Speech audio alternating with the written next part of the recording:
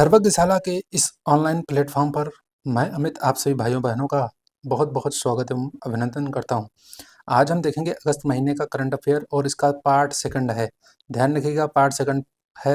First part पहले ही आ चुका है और अब हम देखेंगे आज अगस्त महीने के करंट अफेयर को। सेकंड पार्ट उसका कंप्लीट करेंगे। 3-4 पार्ट में ये पूरा महीना कंप्लीट होगा। इससे पहले हम डिटेल में जनवरी से जुलाई तक के करंट अफेयर देख चुके हैं। उसमें बस आपके जो वन लाइनर फैक्ट होते हैं, वन लाइनर टाइप के करंट अफेयर वह बचे हैं। उसको हम जब करंट महीना यानी अक्टूबर या सितंबर तक का जब कंप्लीट हो जाएगा टोटल करंट अफेयर, तो एक साथ हम वन लाइनर फैक्ट को एक क्लास में देखेंगे। तो आज अगस्त महीने के सेकंड पार्ट को देखेंगे। क्लास स्टार्ट करने से पहले मैं आप सभी से अनुरोध करूंगा, अगर चैनल पे नए हो तो चैनल को भाई सब्सक्राइब जरूर कर दिया करिए। साथ में अपना जैसा भी फीडबैक हो कमेंट बॉक्स में ज़रूर दिया करिए। आपका फीडबैक बहुत ही इंपॉर्टेंट है हमारे लिए, क्योंकि आपके फीडबैक के ही आधार पे मुझे अपने अंदर सुधार या कंटेंट में सुधार करने का तरीका पता चलेगा। साथ में आपका जो है हमें इससे मोटिवेशन भी मिलेगा। तो मोटिवेशन बहुत ही इम्पोर्टेंट है हर कार्य के लिए। अगर हम वो काम कर रहे हैं, लोग उसमें सपोर्ट कर रहे हैं, तो हमें ज़्यादा मोटिवेशन मिलेगा, ज़्यादा से ज़्यादा काम करने की प्रेरणा मिलेगी। तो चर्चा को चलिए प्रारंभ करते हैं विलंब न करते हुए। आज देखते हैं, बहुत ही महत्वपूर्ण करंट अफेयर की क्लास होने वाली है आज की। बहुत ही इंपॉर्टेंट करंट अफेयर हैं। तो इसमें पहला करंट अफेयर आपके सामने है, हुआ है असम में सेमीकंडक्टर असेंबली और परीक्षण सुविधा का इसमें भूमि पूजन किया गया है। यानी यहाँ पे यह परीक्षण सुविधा और असेंबली सुविधा यहाँ पे इसकी स्थापना होने जा रही है। तो यह असम के जगी रोड में ग्रीनफील्ड सेमीकंडक्टर असेंबली और परीक्षण सुविधा का भूमि पूजन किया गया है। ग्रीनफील्ड क्या होता है? ग्रीनफील्ड होता है जब मान लीजिए कोई आप बिल्कुल नया प्रोजेक्ट, यानी यहाँ पे एकदम मैदान पड़ा हुआ है और आप बिल्कुल नया प्रोजेक्ट यहाँ पे स्टेब्लिश करने जा रहे हैं, यानी बिल्कुल नया प्रोजेक्ट, उसको ग्रीन फील्ड बोलते हैं। और उसके बाद होता है ब्राउन फील्ड।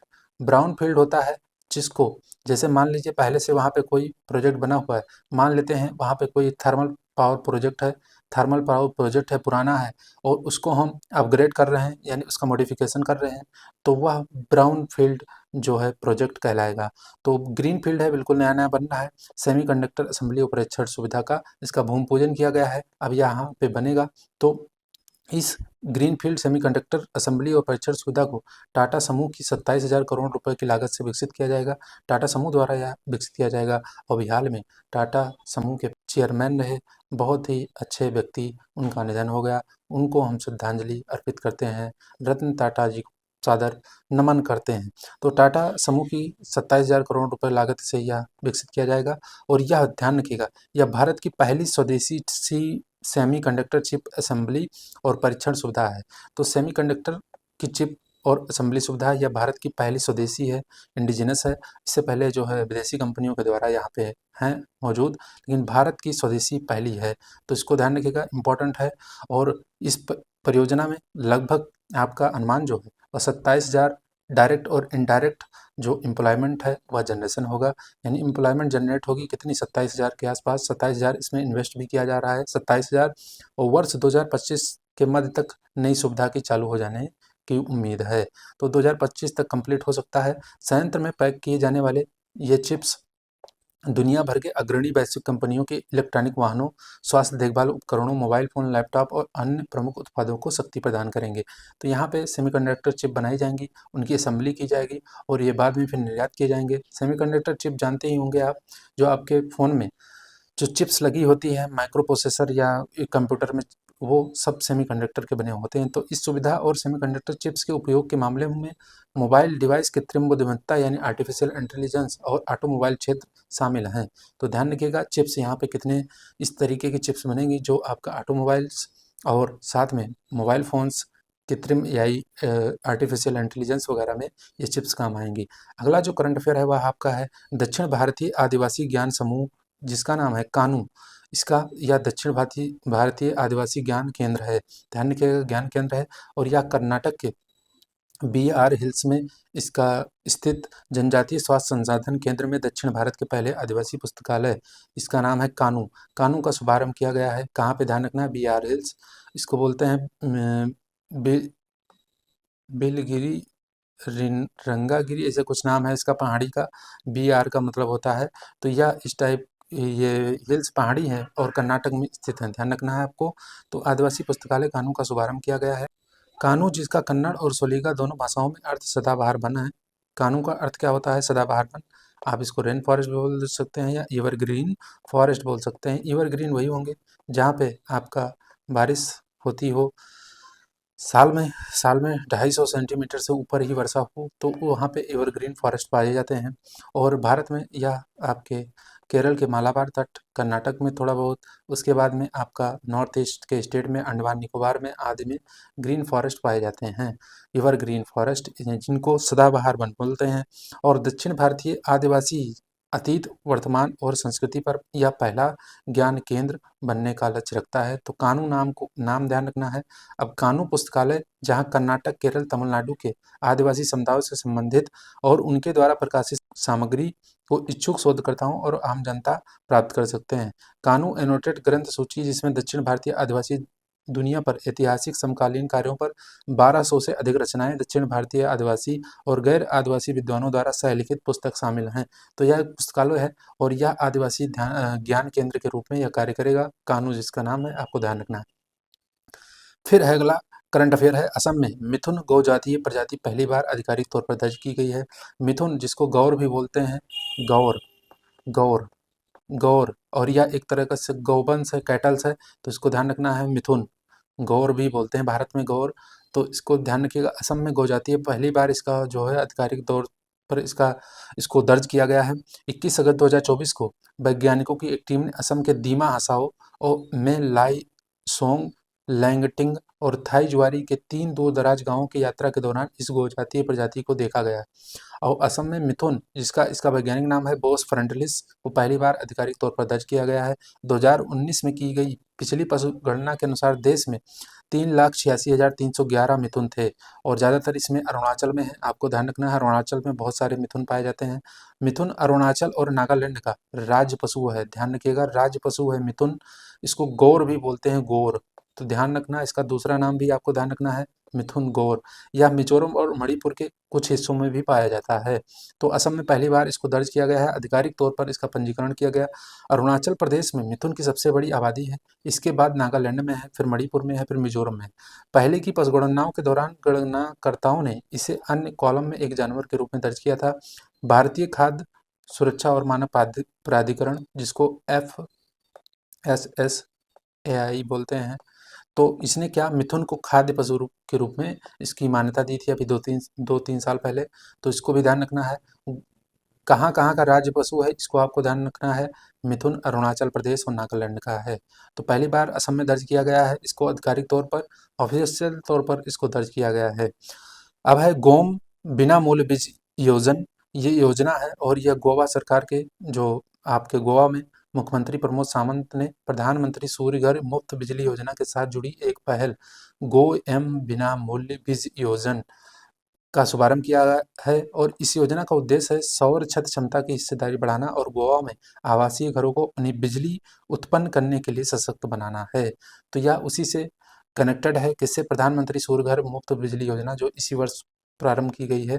आपको ध्यान रखना है, केंद्रीय वित्तीय सहायता के अलावा राज्य सरकार क्या करेगी कि गो एम बिना मूल्य बीज योजना में 35 करोड़ रुपए की शुरुआती निवेश करेगी। और गोवा ऊर्जा विकास एजेंसी पिछले वर्ष के 400 या उससे कम यूनिट की खपत वाले उपभोक्ताओं, यानी जो है कंज्यूमर्स के लिए 5 किलोवाट तक की सोलर रूफटॉप इंस्टॉलेशन की शेष लागत वहन करेगी।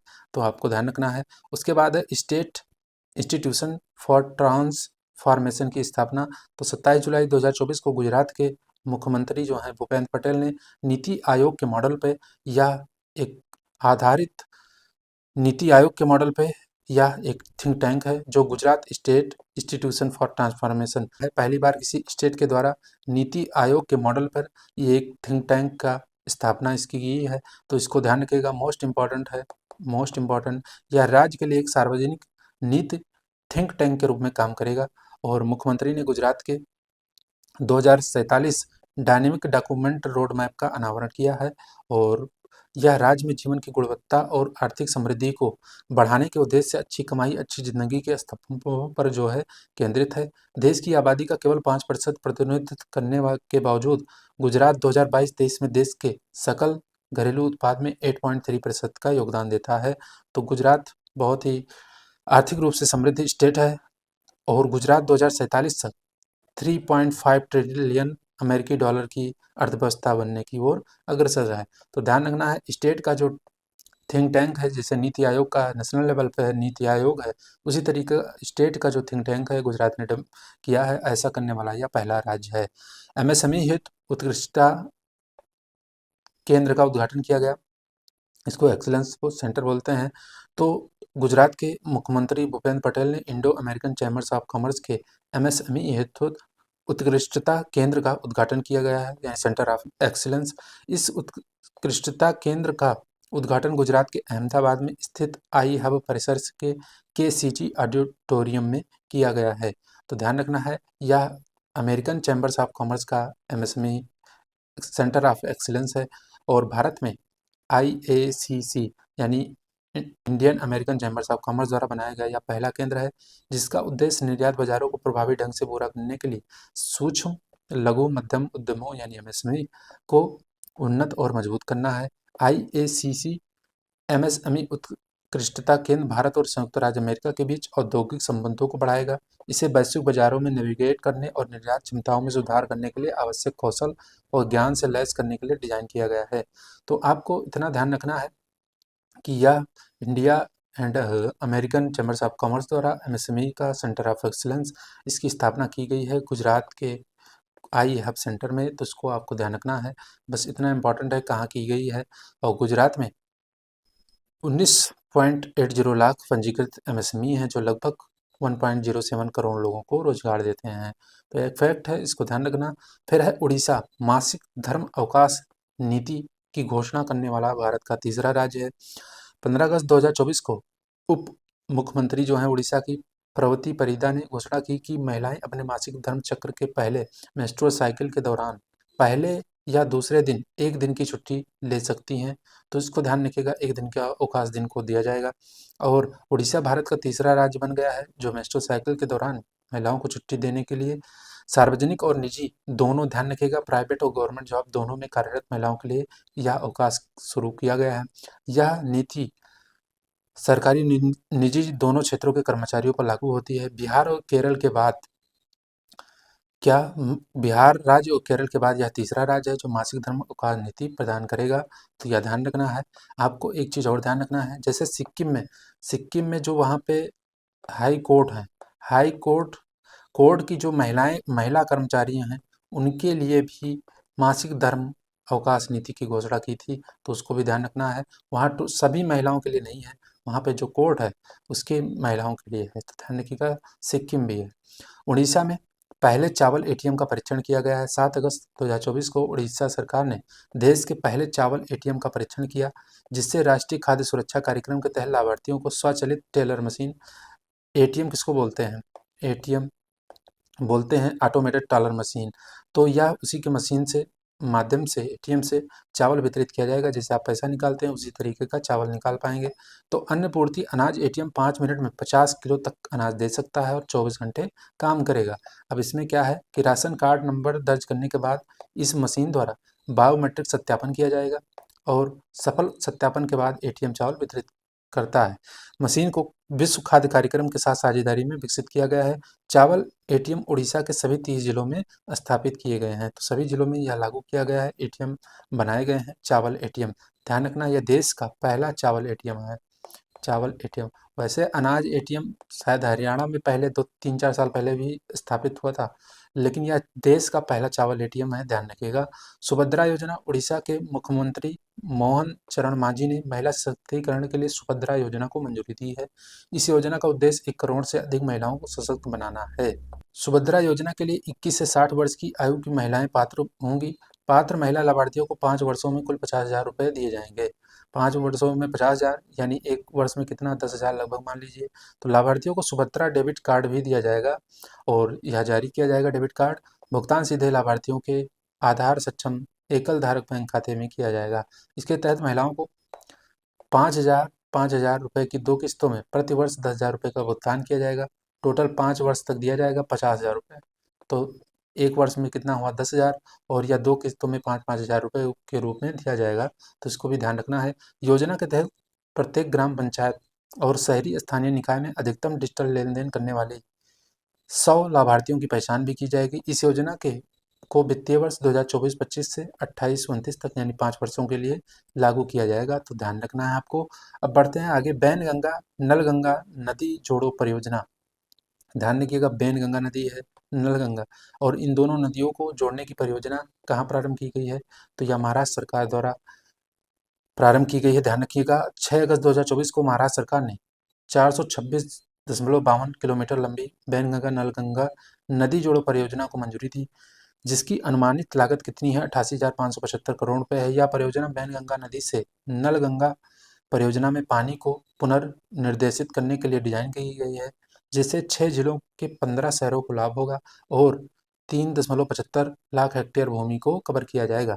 इसका उद्देश्य सिंचाई, पेयजल, औद्योगिक जल आपूर्ति प्रदान करना है, जिसमें सूखाग्रस्त क्षेत्रों को सहायता प्रदान करने पर विशेष ध्यान दिया जाएगा। इस परियोजना में 426.52 किलोमीटर लंबी लिंक नहरों का निर्माण करके गोदावरी बेसिन में बैनगंगा नदी से पानी को बुल्ढाना जिले में नलगंगा परियोजना में पुनर्निर्देशित शामिल है, तो ध्यान रखिएगा। इससे विदर्भ के नागपुर, वर्धा, अमरावती, यवतमाल, अकोला और बुल्ढाना जिलों में 15 तालुकाओं को सिंचाई, पेयजल और औद्योगिक जल की आपूर्ति का लाभ होगा, तो ध्यान रखिएगा। बैनगंगा नलगंगा नदी जोड़ो परियोजना, आपको ध्यान रखना है किस राज्य ने प्रारंभ किया है। इस परियोजना की लंबाई भी आप ध्यान रख सकते हैं। फिर महाराष्ट्र में मन्याचीवाड़ी गांव महाराष्ट्र का पहला सौर गांव घोषित हुआ है, ध्यान रखिएगा। 18 अगस्त 2024 को महाराष्ट्र के मुख्यमंत्री एकनाथ शिंदे ने राज्य के पहले सौर गांव का उद्घाटन किया। सतारा जिले के पाटन तालुका में मन्याचीवाड़ी गांव महाराष्ट्र का पहला सौर गांव बन गया है। मुख्यमंत्री एकनाथ शिंदे ने कहा कि राज्य सरकार मुख्यमंत्री सौर कृषि पंप योजना के तहत राज्य सरकार किसानों को सौर पंप सेट लगाने के लिए 90 से 95% सब्सिडी प्रदान करती है। अगले 1.5 साल में राज्य में सौर ऊर्जा में 12,000 मेगावाट बिजली उत्पन्न की जाएगी। महाराष्ट्र राज्य विद्युत वितरण कंपनी द्वारा प्रत्येक जिले के 2 गांवों को 100% सौर ऊर्जा से बिजली उपलब्ध कराने की महत्वाकांक्षी योजना का घोषणा की है।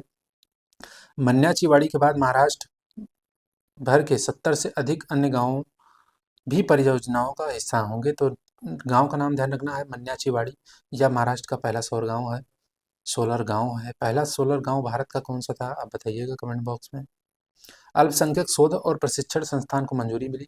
7 अगस्त 2024 को महाराष्ट्र मंत्रिमंडल ने राज्य में अल्पसंख्यक समुदायों के पिछड़ेपन को दूर करने और उनके विकास का समर्थन करने के लिए अल्पसंख्यक शोध और प्रशिक्षण संस्थान के निर्माण को मंजूरी दी है। अल्पसंख्यक समुदाय के समग्र विकास के लिए बाबा साहेब अम्बेडकर शोध एवं प्रशिक्षण संस्थान, छत्रपति साहू जी महाराज शोध, प्रशिक्षण और मानव विकास संस्थान, और उसके बाद महात्मा ज्योतिबा फुले शोध एवं प्रशिक्षण संस्थान, और उसके बाद है महाराष्ट्र शोध उत्थान और प्रशिक्षण अकादमी अमृत की तर्ज पर अल्पसंख्यक शोध एवं प्रशिक्षण संस्थान की स्थापना करने का निर्णय लिया गया है।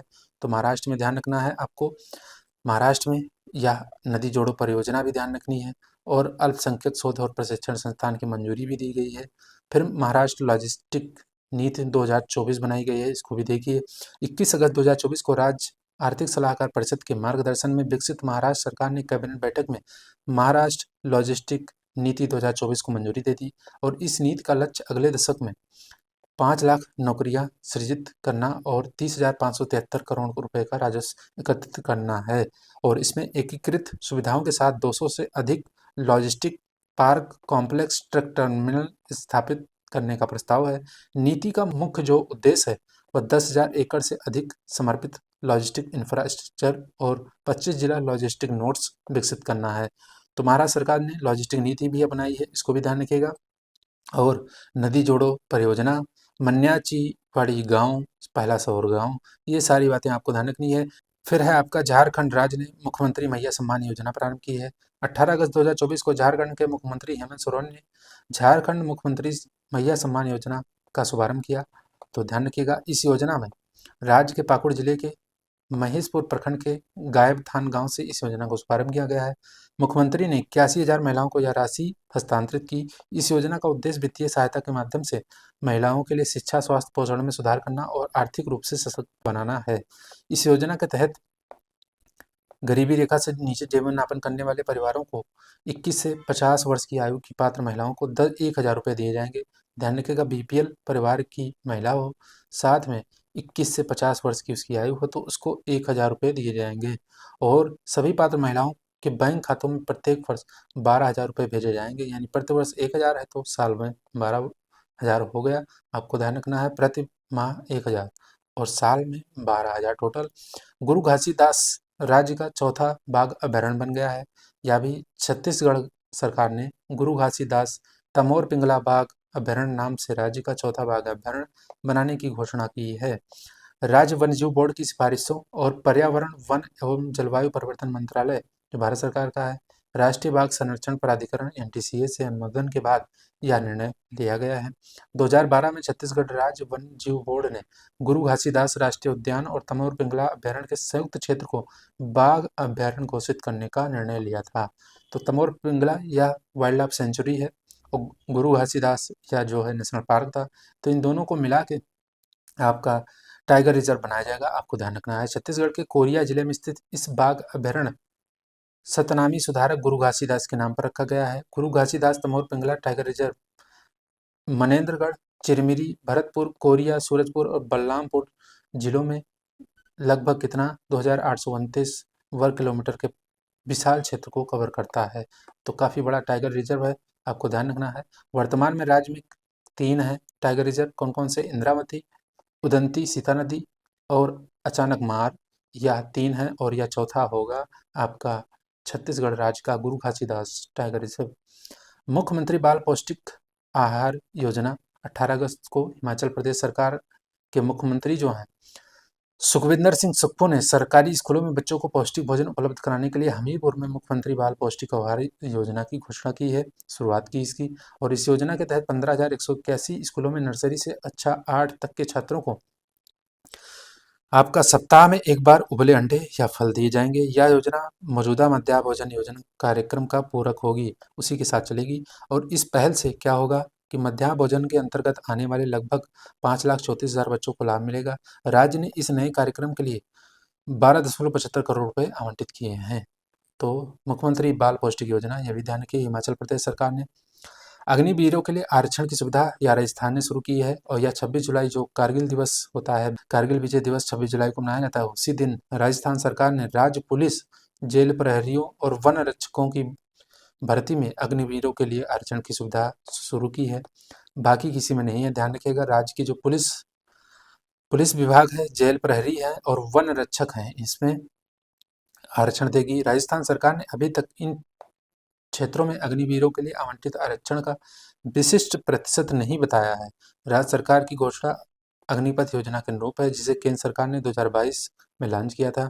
और इस नई पहल की मदद से राज्य की आपातकालीन सेवाओं, अग्निशमन विभाग, पुलिस विभाग में महत्वपूर्ण पदों पर भर्ती के समय सेवानिवृत्त जो अग्निवीर होंगे, जो अग्निपथ योजना के अंतर्गत आएंगे, उनको क्या वरीयता दी जाएगी, यानी उनको रिजर्वेशन दिया जाएगा।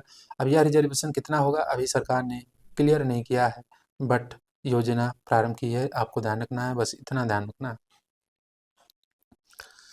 उसके बाद में आपका है सैनिटरी नैपकिन हेतु पैसे देने वाला मध्य प्रदेश देश का पहला राज्य बन गया है। तो 11 अगस्त को मध्य प्रदेश के मुख्यमंत्री मोहन यादव ने राजधानी भोपाल में 7वीं से 12वीं तक की 19 लाख से अधिक लाभार्थी छात्राओं को सैनिटरी नैपकिन हेतु 57 करोड़ 18 लाख रुपए से अधिक की राशि हस्तांतरित की है। और इसमें कितना, तो मध्य प्रदेश देश का ऐसा पहला राज्य होगा जो कैश देगा, ध्यान रखिएगा, कैश। सैनिटरी नैपकिन है तो बहुत सारी योजनाएं अलग अलग स्टेट में चल रही हैं, बट इसमें कैश देने वाला पहला स्टेट है। तो इसमें पैसे जो है खरीदने के लिए पैसे दिए जाएंगे। स्वच्छता एवं सफाई के लिए समग्र शिक्षा कार्यक्रम के तहत प्रत्येक छात्रा के खाते में 1 साल के लिए 300 रुपये की राशि ट्रांसफर की गई है। तो 1 वर्ष के लिए 300 रुपये हर स्टूडेंट छात्रा को दिया जाएगा, 7वीं से लेकर 12वीं तक। ध्यान रखना है आपको। संयुक्त राष्ट्र अंतर्राष्ट्रीय बाल आपातकालीन कोष यानी यूनिसेफ की भारत इकाई ने आपका राज्य में किशोरों में मासिक धर्म संबंधी स्वास्थ्य एवं स्वच्छता को बढ़ावा देने की पहल की सराहना की है। कर्नाटक, राजस्थान और दिल्ली जैसे कुछ राज्यों में छात्राओं को मुफ्त सैनिटरी नैपकिन दिए जाते हैं, लेकिन नगद राशि केवल मध्य प्रदेश में दी जा रही है। तो सिर्फ मध्य प्रदेश में नगद राशि दी जा रही है, बाकी कुछ उसमें मुफ्त सैनिटरी नैपकिन बांटे जाते हैं। अगला करंट अफेयर है, विक्रमशिला कटरिया रेल पुल परियोजना को मंजूरी दी गई है। तो किसके द्वारा? केंद्रीय मंत्रिमंडल ने भागलपुर के कहलगांव में गंगा पर प्रस्तावित विक्रमशिला कटरिया रेल पुल योजना जो है उसको मंजूरी दे दी है। और यह 2.44 किलोमीटर लंबे मुख्य ब्रिज के साथ यह रेल परियोजना टोटल 26.23 किलोमीटर लंबी होगी। इस पुल के 2030-31 तक 2549 करोड़ रुपए की अनुमानित लागत से बल्क जो है बनकर तैयार होने का अनुमान है। तो ध्यान रखना है आपको, यह आवंटन वित्त मंत्री निर्मला सीतारमण द्वारा 24 जुलाई 2024 को पेश किए गए केंद्रीय बजट में बिहार को आवंटित 1132 करोड़ रुपए के अतिरिक्त है। ध्यान रखिएगा, यह सेतु उत्तरी क्षेत्रों में कोयला परिवहन में तेजी लाएगा और बिहार को झारखंड और पश्चिम बंगाल से जोड़ते हुए उत्तर और दक्षिण बिहार के बीच संपर्क बढ़ाएगा। तो आपको ध्यान रखना है, टोटल इसकी सेतु की लंबाई और यह कहलगांव भागलपुर के मध्य है। विक्रमशिला कटरिया रेल पुल परियोजना है 26 किलोमीटर लगभग। आपको ध्यान रखना है।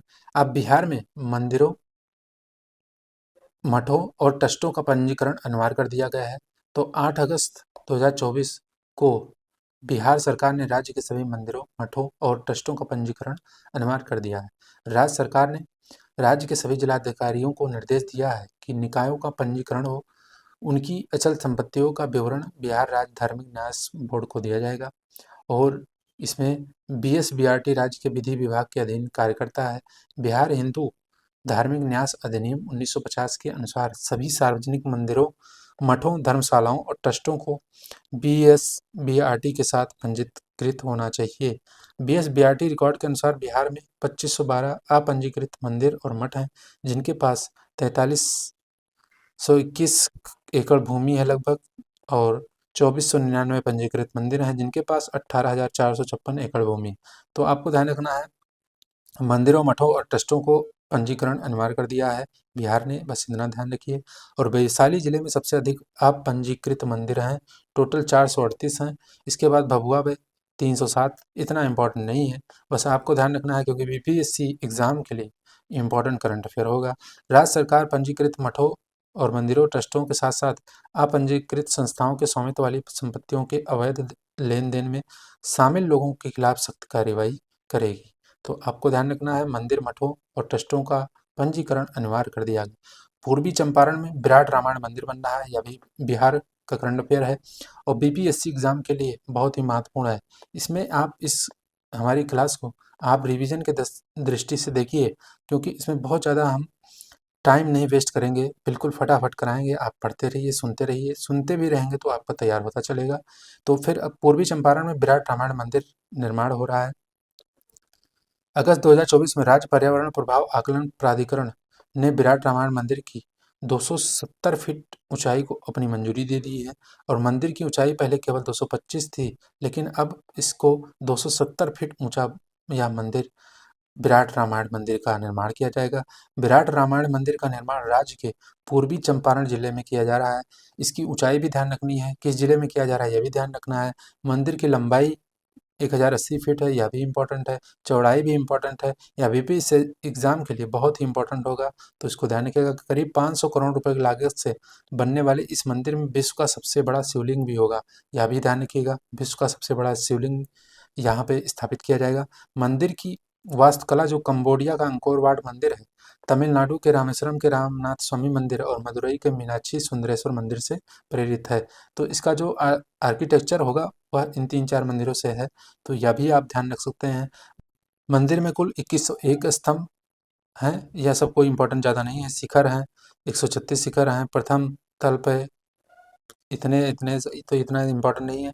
मंदिर का क्षेत्रफल भी ध्यान रख सकते हैं, 4,47,000 436 वर्ग फीट क्षेत्र में फैला है और जिसमें से मंदिर का निर्माण जो है वह 3,82,729 वर्ग फीट होगा। बाकी परिसर होंगे, तो आपको टोटल परिसर का आप ध्यान रख सकते हैं। अगला फिर बिहार स्टेट से रिलेटेड है, तो बिहार वृक्ष संरक्षण दिवस मनाया गया है। कब मनाया गया? 19 अगस्त 2024 को मुख्यमंत्री नीतीश कुमार ने राजधानी वाटिका पटना में बॉम्बेक्स सीबा वृक्ष को रक्षा सूत्र बांधकर रक्षाबंधन और बिहार वृक्ष संरक्षण योजना मनाया। तो इस दिन रक्षाबंधन था, उसी दिन यह दिवस मनाया गया 19 अगस्त को, और बिहार वृक्ष संरक्षण दिवस के रूप में मनाया गया है।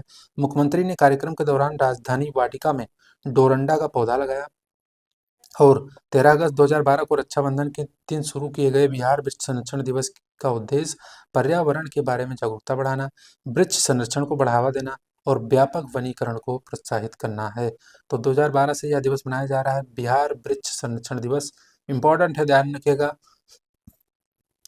खासकर आपका बीपीएससी एग्जाम के लिए। और बिहार के अन्य चर्चित कुछ तथ्य हैं जो करंट अफेयर में चर्चा में रहे, उनको आप फटाफट देखते चलिए। जैसे हाल ही में बिहार का पहला सुपर कंप्यूटर परम Buddha centre for development of advance computing, जिसको सीडैक बोलते हैं, पटना द्वारा यह विकसित किया गया है। तो ध्यान रखिएगा, बिहार का पहला सुपर कंप्यूटर है परम बुद्ध, नाम ध्यान रखना है। सीडैक के द्वारा सीडैक जो पटना में है वो उसके द्वारा स्थापित किया गया है, विकसित किया गया है। उसके बाद हाल ही में राष्ट्रीय बाल अधिकार संरक्षण आयोग एनसीपीसीआर के चेयरमैन ने बिहार के सरकारी वित्त पोषित मदरसों में अतिवादी पाठ्यक्रम, यानी जो उसमें कट्टरवाद या अतिवाद या एक्सट्रीमिस्ट पाठ्यक्रम है, सिलेबस हैं, और इन स्कूलों में हिंदू बच्चों के नामांकन पर गंभीर चिंता जताई है। तो यह भी ध्यान रख सकते हैं। बिहार में कोसी मेची जो नदी लिंक परियोजना है, डिटेल में पढ़ा चुका हूँ, डिटेल करंट अफेयर में।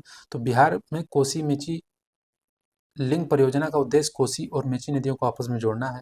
यह पहल जल संसाधनों के प्रबंधन और क्षेत्र में सिंचाई का एक बृहद परियोजना का हिस्सा है।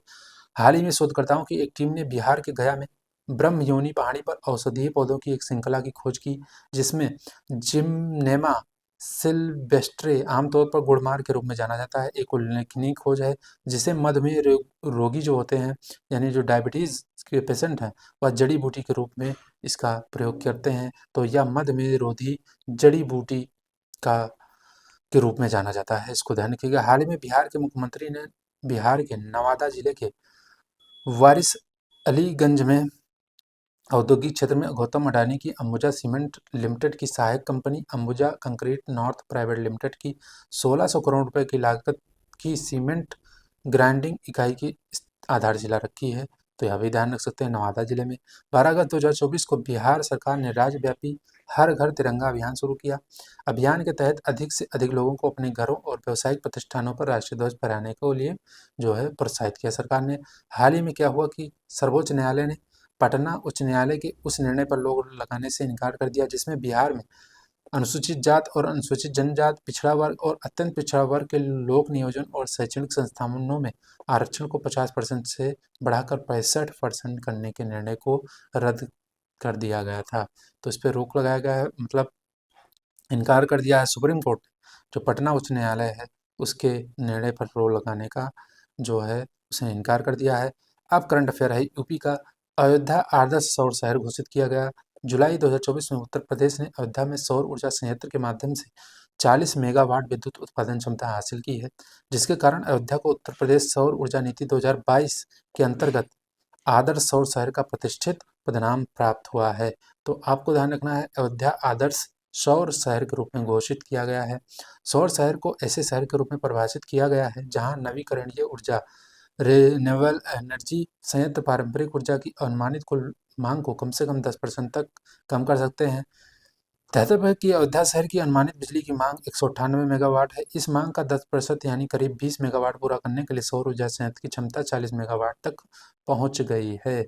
तो आपको ध्यान रखना है, यह संयंत्र राष्ट्रीय ताप विद्युत निगम ग्रीन एनर्जी लिमिटेड द्वारा माझा रामपुर हलवारा और माझा सराय राशि गांव में सरयू नदी के पास स्थापित किया गया है। तो आपको ध्यान रखना है, आदर्श सौर शहर के रूप में घोषित किया गया है। फिर है इंटीग्रेटेड मैन्युफैक्चरिंग और लॉजिस्टिक क्लस्टर की स्थापना। उत्तर प्रदेश सरकार ने राज्य के 30 जिलों में एक्सप्रेस वे के किनारे 33 इंटीग्रेटेड मैन्युफैक्चरिंग और लॉजिस्टिक क्लस्टर की स्थापना की प्रक्रिया को शुरू किया है।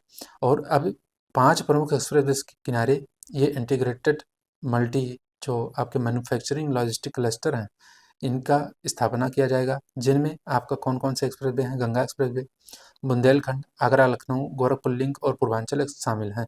तो इन 5 प्रमुख एक्सप्रेसवे के किनारे आपका जो है यह क्लस्टर बनाया जाएगा। आगरा लखनऊ एक्सप्रेसवे के किनारे आगरा और अलीगढ़ में डिफेंस कॉरिडोर के निर्माण के अतिरिक्त भूमि आवंटित की जाएगी। फिरोजाबाद, इटावा और कन्नौज में आईएमएलसी के रूप में औद्योगिक गलियारे भी स्थापित किए जाएंगे, तो यह ध्यान रखिएगा। उसके बाद में इसके अलावा कानपुर में औद्योगिक गलियारे के निर्माण के साथ साथ रक्षा गलियारे के लिए भूमि नोट प्रस्तावित है, तो यह भी ध्यान रखना है। कुल 6149.30 हेक्टेयर क्षेत्र में फैले इन आईएमएलसी का निर्माण गंगा एक्सप्रेसवे के किनारे स्थित प्रमुख जिलों में किया जाएगा, जिनमें कौन कौन से? मेरठ, हापुड़, अमरोहा, संभल, बदायूं, शाहजहांपुर, हरदोई, उन्नाव, रायबरेली, प्रतापगढ़ और प्रयागराज शामिल हैं, तो आपको ध्यान रखना है। फिर आगे है उत्तर प्रदेश में 7 नए मेडिकल कॉलेजों की स्थापना की अनुमति दी गई है। जैसा कि उत्तर प्रदेश में जितने भी जिले हैं, हर जिले में 1 डिस्ट्रिक्ट 1 मेडिकल कॉलेज की स्थापना की जो है नीति पर चल रहा है, तो 7 नए मेडिकल कॉलेज को अनुमति दी गई। 31 जुलाई 2024 को राष्ट्रीय चिकित्सा आयोग ने उत्तर प्रदेश में 7 नए मेडिकल कॉलेजों को अनुमति पत्र प्रदान करने और 2 मौजूदा मेडिकल कॉलेजों में सीट बढ़ाने की अनुमति दी है। बिजनौर, बुलंदशहर, कुशीनगर, पीलीभीत, सुल्तानपुर, कानपुर देहात और ललितपुर में स्वायत्त राज्य मेडिकल कॉलेजों के लिए कुल मिलाकर 600 एमबीबीएस सीटों की अनुमति जारी की गई है। तो 7 नए मेडिकल कॉलेज इन जिलों में आपको ध्यान रखना है: बिजनौर, बुलंदशहर, कुशीनगर, पीलीभीत, सुल्तानपुर और कानपुर देहात और ललितपुर। तो इसमें 7 नए मेडिकल कॉलेज, साथ में 600 में एमबीबीएस सीटों की अनुमति राष्ट्रीय चिकित्सा आयोग ने दी है। इसके अतिरिक्त आगरा और मेरठ के सरकारी मेडिकल कॉलेजों में सीटों की संख्या में क्रमशः 72 तथा 50 की वृद्धि की गई है, जिससे आगरा मेडिकल कॉलेज में कुल सीटें कितनी हो गई हैं एमबीबीएस की? 200 और मेरठ मेडिकल कॉलेज में 150 हो गई। उत्तर प्रदेश में एमबीबीएस सीटों की कुल संख्या जो है अब टोटल 10,000 के आंकड़े को पार कर गई है, आपको ध्यान रखना है। राष्ट्रीय चिकित्सा आयोग भारत में चिकित्सा शिक्षा और अभ्यास के लिए सर्वोच्च नियामक निकाय है। इसकी स्थापना 2020 में राष्ट्रीय चिकित्सा आयोग अधिनियम 2019 के द्वारा भारतीय चिकित्सा परिषद के स्थान पर की गई थी। तो राष्ट्रीय चिकित्सा आयोग नया है, बिल्कुल 2020 में इसकी स्थापना हुई और यह भारतीय चिकित्सा परिषद के स्थान पर इसकी स्थापना की गई थी। और अधिनियम भी ध्यान रखना है आपको, 2019 के अधिनियम के द्वारा 2020 में स्थापना हुई है, इंपॉर्टेंट है, ध्यान रखिएगा। उसके बाद उत्तर प्रदेश धर्म सम परिवर्तन प्रतिषेध संशोधन विधेयक, यानी आपका धर्म परिवर्तन को लेकर यह विधेयक है, तो इसको ध्यान रखिए। 30 जुलाई 2024 को उत्तर प्रदेश विधानसभा ने उत्तर प्रदेश विधि विरुद्ध धर्म सम परिवर्तन प्रतिषेध संशोधन विधेयक 2024 पारित किया है। इस विधेयक के अंतर्गत किसी महिला को धोखा देकर उससे शादी करने और अवैध रूप से उसका धर्म परिवर्तन करने के दोषी पाए जाने पर अधिकतम आजीवन कारावास की सजा का प्रावधान किया गया है। बहुत कठोर सजा कर दी गई है। इस विधेयक में लव जिहाद की व्यापक परिभाषा शामिल की गई है। इसमें लव जिहाद के आरोपियों के लिए आजीवन कारावास का प्रस्ताव किया गया है। इस विधेयक में पहले परिभाषित अपराधों की सजा को दुगना कर दिया गया है, तो ध्यान रखिएगा, सजा दुगनी कर दी गई है, आजीवन कारावास तक सजा हो सकती है। वर्तमान में धर्म परिवर्तन के लिए सजा 1 से 10 साल तक थी और स्वैच्छिक धर्म परिवर्तन के मामले में व्यक्तियों को मजिस्ट्रेट को 2 महीने पहले सूचित करना होगा। तो 1 से 10 साल की सजा को अब आजीवन कारावास तक की सजा में जो है बदल दिया गया है, ध्यान रखिएगा। नोएडा जो है आईएसओ प्रमाणन प्राप्त करने वाला राज्य का पहला कमिश्नरेट बन गया है। 9 अगस्त 2024 को गौतम बुद्ध नगर नोएडा कमिश्नरेट को आधिकारिक तौर पर आईएसओ 9001 2015 गुणवत्ता प्रबंधन प्रणाली प्रमाणन से सम्मानित किया गया। गौतम बुद्ध नगर कमिश्नरेट यह प्रमाणन प्राप्त करने वाला राज्य का पहला कमिश्नरेट बन गया है। यह उपलब्धि अंतर्राष्ट्रीय मानकों का पालन करते हुए असाधारण पुलिस सेवाएं प्रदान करने के लिए कमिश्नरेट की प्रतिबद्धता को दर्शाती है, तो ध्यान रखिएगा। आईएसओ सर्टिफिकेट मिला है। रॉयल इम्पैक्ट सर्टिफिकेशन लिमिटेड द्वारा प्रदान किया गया यह सम्मान कमिश्नरेट की विश्व स्तरीय सेवाओं, कुशल समस्या समाधान प्रणालियों और मजबूत प्रशासनिक प्रथाओं को मान्यता देता है। प्रमाणन प्रक्रिया में प्रमाणन निकाय द्वारा कमिश्नरेट की सेवाओं का व्यापक मूल्यांकन शामिल है। पुलिस आयुक्त लक्ष्मी सिंह के नेतृत्व में कमिश्नरेट ने सभी शाखाओं में मानक संचालन प्रक्रियाओं के निर्माण कार्यान्वयन सहित विभिन्न क्षेत्रों में उत्कृष्ट प्रदर्शन किया और इस पहल का उद्देश्य पुलिस सेवाओं और सार्वजनिक शिकायत समाधान की गुणवत्ता और समबद्धता को बढ़ाना है। गौतम बुद्ध नगर पुलिस कमिश्नरेट की स्थापना 2020 में की गई थी। वर्तमान में जो उत्तर प्रदेश में कितने कमिश्नरेट हैं? लखनऊ में है, गौतम बुद्ध नगर में है, गाजियाबाद में है, कानपुर है, वाराणसी, प्रयागराज, आगरा। तो इस तरीके से 1 2 3 4 5 6 7 7 कमिश्नरेट हैं, वर्तमान में कार्यरत हैं राज्य में। ध्यान रखिएगा 2020 से ये कमिश्नरेट की प्रणाली प्रारंभ की गई थी। राज्य में सौर ऊर्जा में 528 मेगावाट बिजली का उत्पादन किया गया उत्तर प्रदेश में, तो यह भी ध्यान रखना है। 14 अगस्त 2024 को उत्तर प्रदेश के ऊर्जा मंत्री जो हैं ए.के. शर्मा ने बताया कि राज्य में कुल 3840 मेगावाट क्षमता के 9 सौर पार्क स्थापित किए जा रहे हैं, जिसमें 528 मेगावाट बिजली का उत्पादन प्रारंभ हो चुका है। तो ध्यान रखिएगा 528 मेगावाट बिजली का उत्पादन हो रहा है सौर ऊर्जा के माध्यम से। उत्तर प्रदेश जो है वर्तमान में राजस्थान, गुजरात, आंध्र प्रदेश और मध्य प्रदेश के बाद बड़े पैमाने पर सौर ऊर्जा उत्पादन के लिए देश में 5वें स्थान पर है। पिछले 1 वर्ष में 528 मेगावाट की ग्राउंड माउंटेड यूटिलिटी स्केल सौर ऊर्जा परियोजनाएं शुरू की गई। राज्य में वर्तमान में क्या बायोमास ऊर्जा उत्पादन के लिए देश में दूसरे स्थान पर है। तो जैविक जो अपशिष्ट होते हैं बायोमास, बायोमास ऊर्जा में देश में दूसरे स्थान पर, जबकि सौर ऊर्जा में 5वें स्थान पर है। ध्यान रखना है आपको।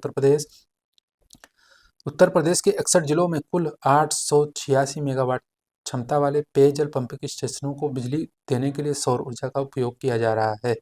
उसके बाद है पीएम सूर्य घर योजना के तहत 2.5 मिलियन घरों को छतों पर सौर ऊर्जा संयंत्र लगाए जा रहे हैं, जिससे प्रत्येक घर को 300 यूनिट मुफ्त बिजली मिल पाएगी। वाराणसी में स्वच्छ नदियों पर स्मार्ट प्रयोगशाला। 22 अगस्त 2024 को भारत और डेनमार्क ने छोटी नदियों के पुनरुद्धार और प्रबंधन में उत्कृष्टता लाने के लिए वाराणसी में स्वच्छ नदियों पर स्मार्ट प्रयोगशाला स्थापित करने के लिए साझेदारी की है। भारत सरकार, आईआईटी बीएचयू और डेनमार्क की भागीदारी वाली यह त्रिपक्षीय पहल अस्थायी नदी प्रबंधन पर केंद्रित है, जिसके लिए 21.8 करोड़ रुपए की शुरुआती फंडिंग की गई है। इस प्रयोगशाला का उद्देश्य 2-3 वर्षों के भीतर टिकाऊ तरीकों का उपयोग करके उत्तर प्रदेश में गंगा की एक सहायक नदी वरुणा को पुनर्जीवित करने के लिए दोनों देशों की विशेषज्ञता का लाभ उठाना है। डेनमार्क जल प्रबंधन के लिए बहुत ही विख्यात है, तो डेनमार्क इसमें सहायता कर रहा है। गंगा की सहायक नदी वरुणा, वाराणसी गंगा और वरुणा के नदी के किनारे आपको पता है वाराणसी उसी के नाम पर पड़ा है। वरुणा नदी के नाम पे ही वाराणसी का नाम पड़ा। राष्ट्रीय स्वच्छ गंगा मिशन, केंद्रीय जल आयोग, केंद्रीय भूजल बोर्ड, आईआईटी बीएचयू, डेनमार्क के शहरी क्षेत्र परामर्शदाता के सदस्यों द्वारा यह जो है परियोजना समीक्षा समिति परियोजना पर गुणवत्ता नियंत्रण की देखरेख करेगी। तो आपको ध्यान रखना है। मुख्यमंत्री युवा उद्यमी विकास योजना। 15 अगस्त 2024 को मुख्यमंत्री योगी आदित्यनाथ ने घोषणा की कि मुख्यमंत्री युवा उद्यमी विकास योजना के तहत सरकार युवा उद्यमियों को ब्याज मुक्त ऋण उपलब्ध कराएगी और अभियान के तहत प्रतिवर्ष आपका 1 लाख युवाओं को बैंकों से ऋण दिलाकर वित्तीय अनुदान दिया जाएगा, जिससे प्रतिवर्ष 1 लाख सूक्ष्म उद्यम स्थापित हो सकेंगे, ताकि यह सुनिश्चित किया जा सके कि अगले दशक में 10 लाख एमएसएमई इकाइयाँ स्थापित हों या उन्हें विस्तार के लिए सहायता प्रदान की जाए। तो ध्यान रखना है, इस योजना से क्या होगा कि 50 लाख से अधिक युवाओं के लिए रोजगार के अवसर पैदा होंगे, नई नौकरियां सृजित होंगी। चालू वित्तीय वर्ष में राज्य में सूक्ष्म इकाइयों की स्थापना, संचालन और प्रोत्साहन के लिए 1000 करोड़ रुपए का बजट आवंटित किया गया है। नई योजना से हर साल 1 लाख युवा उद्यमियों को बैंक ऋण के माध्यम से वित्तीय अनुदान प्रदान करने में मदद मिलेगी। योजना की शर्तों के अनुसार केवल 21 से 40 वर्ष की आयु के युवा, यानी युवा 21 से 40 वर्ष आयु हो और तथा वह प्रदेश के निवासी हो, ब्याज मुक्त ऋण के पात्र होंगे। इसमें ब्याज मुक्त ऋण दिया जाएगा और इस योजना के लिए न्यूनतम शैक्षणिक योग्यता 8वीं या इसका समकक्ष योग्यता हो। आप ध्यान रखिए, अगला पॉइंट भी उत्तर प्रदेश से है। मेरठ में राज्य की पहली एकीकृत हरित शहरी सड़क के निर्माण को मंजूरी मिली है। 24 अगस्त 2024 को उत्तर प्रदेश सरकार द्वारा दी गई जानकारी के अनुसार मुख्यमंत्री हरित सड़क अवसंरचना विकास योजना, जिसको बोलते हैं सीएम ग्रिड्स, के तहत राज्य की पहली एकीकृत हरित शहरी सड़क मेरठ में निर्मित की जाएगी। यह हरित सड़क परियोजना के लगभग 2.15 किलोमीटर से अधिक लंबी होगी। जून 2026 तक इस परियोजना के पूर्ण होने का अनुमान है और इस परियोजना की अनुमानित लागत 40 करोड़ रुपए है। सीएम ग्रिड्स को 10 मीटर से 45 मीटर की चौड़ाई वाले सड़क खंडों पर लागू किया जाएगा। और उत्तर प्रदेश के अब अन्य करंट अफेयर में देखूंगा, फटाफट इसको भी देखिए आप। उत्तर प्रदेश के अन्य करंट अफेयर जो चर्चा में रहे उनको भी देखेंगे। तो 2024 में 24-25 अगस्त को world modern Shotokan karate federation UP के तत्वावधान में लखनऊ के चौक स्टेडियम हॉल में अखिल भारतीय कराटे चैंपियनशिप 2024 आयोजित की गई थी, इसको ध्यान रखिएगा। 22 अगस्त 2024 को राज्य सरकार ने बताया कि उसने 2027 तक मक्का उत्पादन को दोगुना करने का लक्ष्य रखा है। निर्धारित अवधि के भीतर मक्का उत्पादन को 27.30 लाख मीट्रिक टन तक बढ़ाना है। 21 अगस्त 2024 को मुख्यमंत्री योगी आदित्यनाथ ने लखनऊ के बुद्धेश्वर चौराहे पर कीर्ति चक्र विजेता कैप्टन अंशुमान सिंह की प्रतिमा का अनावरण किया है। यह पूछा जा सकता है, इंपॉर्टेंट है। 21 अगस्त 2024 को पर्यावरण वन एवं जलवायु परिवर्तन राज्य मंत्री अरुण कुमार सक्सेना की अध्यक्षता में दुधवा टाइगर कंजर्वेशन फाउंडेशन की बैठक हुई, जिसमें रिजर्व के लिए 265.8 लाख रुपए के प्रस्तावों को मंजूरी दी है। फिर है 12 अगस्त 2024 को आपातकालीन प्रतिक्रिया सेवा यूपी, जिसको डायल 112 बोलते हैं, ने अपनी सेवाओं के लिए प्रभावी उपयोग के बारे में लोगों को जागरूक करने के उद्देश्य से एक पहल नाम से जागरूकता अभियान की शुरुआत की है। यह आप ध्यान रखिएगा। फिर अगला है पॉइंट है 9 अगस्त 2024 को काकोरी ट्रेन एक्शन के 1 साल तक चलने वाले शताब्दी समारोह का मुख्यमंत्री योगी आदित्यनाथ ने उद्घाटन किया। उत्तर प्रदेश सरकार शिक्षा की गुणवत्ता में सुधार के प्रयासों के तहत विद्या समीक्षा केंद्रों के लिए एक टोल फ्री नंबर प्रणाली लागू करेगा। तो ये सब वन लाइनर फैक्ट है, इनको भी आपको ध्यान रखना है। उत्तर प्रदेश सरकार ग्रामीण आय को बढ़ाने के उद्देश्य से विश्व बैंक द्वारा वित्त पोषित 4,000 करोड़ रुपए की कृषि व्यवसाय और उद्यमिता परियोजना शुरू करेगी। ध्यान रखिएगा, यह इम्पोर्टेंट है, मोस्ट इम्पोर्टेंट मैं कर दे रहा हूँ, क्योंकि विश्व बैंक इसमें सपोर्ट करेगा और 4,000 करोड़ रुपए इसमें इन्वेस्टमेंट की जाएगी और नाम है इसका कृषि व्यवसाय और उद्यमिता परियोजना। हाल ही में उत्तर प्रदेश के मुख्यमंत्री जी ने क्या एंटी रोमियो स्क्वाड टीमों को पुनः सक्रिय करने का निर्देश दिया है। जरूरी है भाई एंटी रोमियो स्क्वाड। हालांकि रोमियो बहुत कम हो गए हैं, रोमियो बहुत कम हो गए हैं यूपी में। रोमियो जानते हैं अच्छी तरीके से कि हम दिवंगत रोमियो बन जाएंगे अगर उत्तर प्रदेश में ऐसा कुछ करते हैं वर्तमान में हरकत। तो एंटी रोमियो स्क्वाड को फिर से जो है खैर एक्टिवेट कर दिया है सीएम ने, ध्यान रखिएगा। हाल ही में राष्ट्रीय हरित अधिकरण, नेशनल ग्रिड ट्रिब्यूनल प्राधिकरण बोलते हैं, राष्ट्रीय हरित प्राधिकरण ने उत्तर प्रदेश के अनाधिकृत क्षेत्रों में अपशिष्ट फैलाने या ठोस अपशिष्ट डालने पर पूर्ण प्रतिबंध लगा दिया है, जिसके उल्लंघन पर 5,000 रुपये से 50,000 रुपये तक का जुर्माना लगाया जाएगा। अगला करंट अफेयर है आईआईटी कानपुर के अंतरिक्ष ग्रहीय एवं खगोलीय विज्ञान तथा अभियांत्रिकी विभाग, इसको बोलते हैं space planetary astronomical science and engineering space के एक सहायक प्रोफेसर सहित खगोलविदों की एक अंतर्राष्ट्रीय टीम ने एक बड़े बहिर्गह बहिर्ग्रह यानी एक्सोप्लैनेट की खोज की है, जो हमारे सूर्य के समान एक निकटवर्ती तारे की परिक्रमा कर रहा है। यह बहिर्ग्रह है यानी एक्सोप्लैनेट है। हाल ही में मेरठ स्थित श्री वेंकटेश्वर विश्वविद्यालय ने दोनों देशों के विद्यार्थियों के बीच शैक्षिक और अनुसंधान सहयोग को बढ़ावा देने के लिए ब्राजील के साथ समझौता किया है। ध्यान रखिएगा, यह भी इम्पोर्टेंट है। तो ये सारे इंपॉर्टेंट फैक्ट हैं, वन लाइनर, इसको ध्यान रखिएगा। ग्रेटर नोएडा में 25 से 29 सितंबर 2024 तक यूपी इंटरनेशनल ट्रेड शो आयोजित किया जाएगा, ध्यान रखना है। राज्य ने मानसून का मौसम खत्म होने के बाद अयोध्या में एक नई जल निकासी परियोजना शुरू की जाएगी और इस पर 37.5 करोड़ रुपए के बजट से विकसित किया जाएगा। अयोध्या धाम रेलवे स्टेशन को रामपथ से जोड़ने वाली सड़क पर जलभराव से बचने के लिए यह आवश्यक माना जा रहा है। अगला करंट अफेयर है बांदा, महोबा, झांसी और ललितपुर में 2.5 लाख हेक्टेयर से अधिक भूमि को सिंचाई प्रदान करने के लिए सरकार ने उत्तर प्रदेश, मध्य प्रदेश और केंद्र सरकारों के बीच हस्ताक्षरित एक समझौता ज्ञापन के तहत केन बेतवा नदी जोड़ो परियोजना के तहत काम में तेजी लाने का फैसला किया है।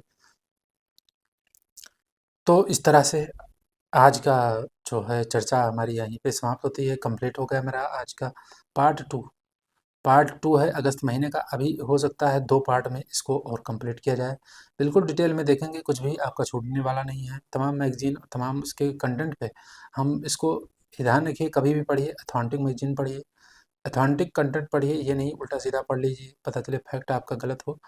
तो कंटेंट आप हमेशा अच्छा पढ़िए। तो मेरा प्रयास है बिल्कुल डिटेल में करंट अफेयर कराया जाए। तो अभी 1-2 क्लास और होगी अगस्त महीने के, उसके बाद सितंबर फिर अक्टूबर कंप्लीट करेंगे। तो आज की क्लास कैसी लगी आप लोग कमेंट बॉक्स में अपना फीडबैक ज़रूर दिया करिए। सेशन को आप लाइक शेयर भी करिए और चैनल को अगर अभी तक सब्सक्राइब नहीं किया है तो करना बिल्कुल नहीं भूलना है आप लोगों को। आपका यह कर्तव्य है कि आप अपने भाई का सहयोग करें। तो अब मिलेंगे नेक्स्ट क्लास में, तब तक के लिए आप सभी को राधे राधे, जय श्री कृष्ण।